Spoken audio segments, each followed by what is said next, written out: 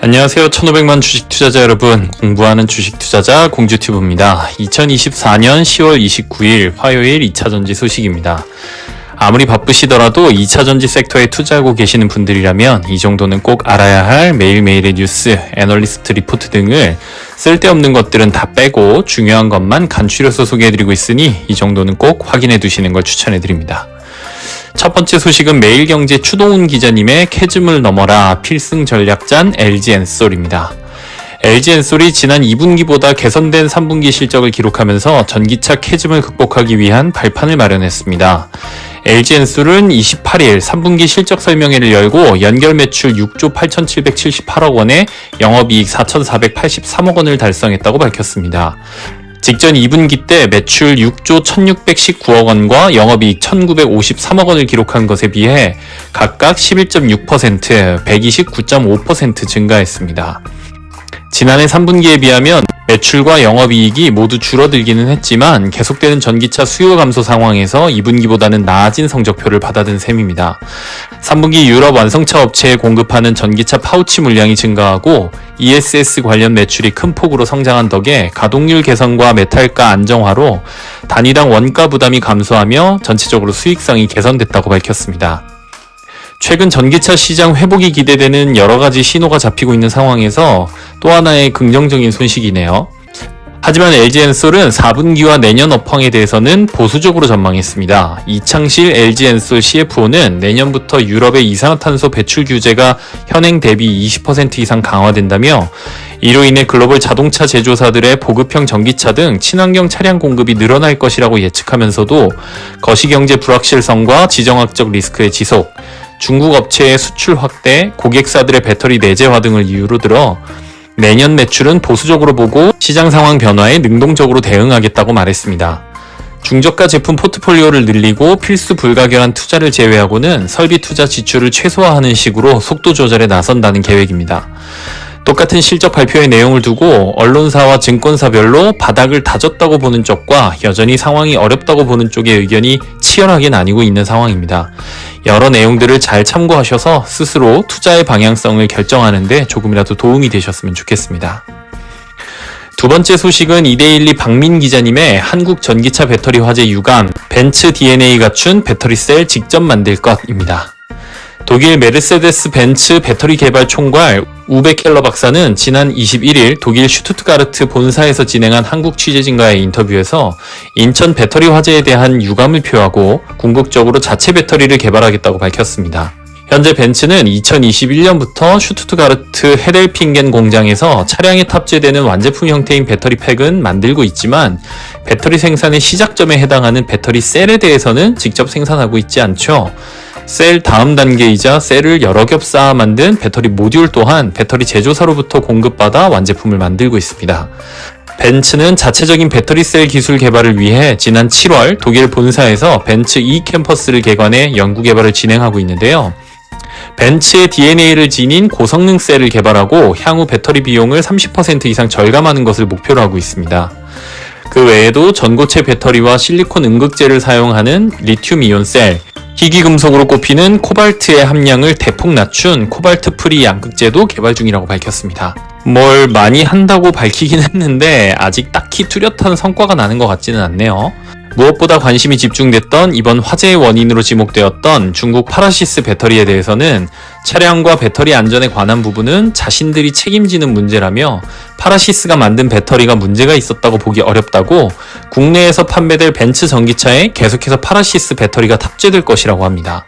특히 EQS, EQE, 세단 모델과 SUV 모델에 계속해서 파라시스가 셀 공급사로 참여하게 될 것이라고 밝혔는데 해당 모델은 2억 가까이 하는 고급 모델이거든요.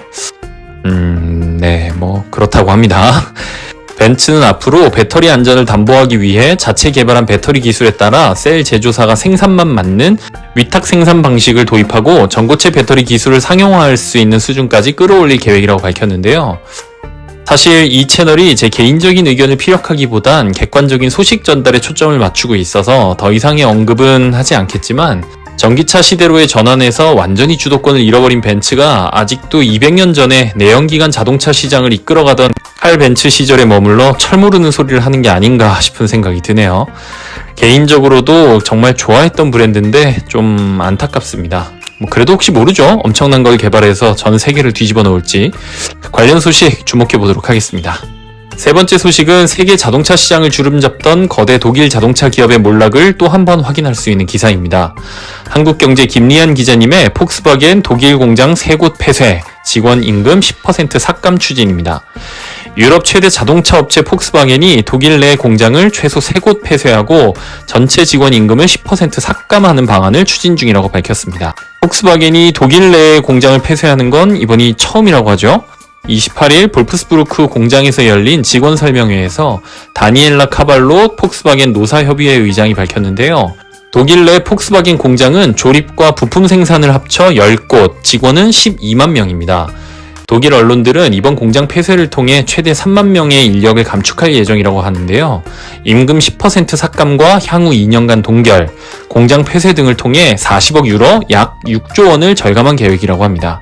반면 노조는 30일 2차 교섭을 앞두고 임금 7% 인상안을 제안한 상태로 회사가 미래 전략 없이 비용 문제에만 초점을 맞추고 있다고 비난하며 전면 파업에 들어갈 수도 있다라는 전망을 내놓고 있습니다. 폭스바겐은 폐쇄 대상 공장 이외의 다른 사업장도 생산량을 축소하고 일부 부서는 해외로 옮기거나 외주로 전환할 계획도 세우고 있다는데요. 폭스바겐의 수익성 악화가 생각보다 훨씬 심각한 상황인 것 같습니다.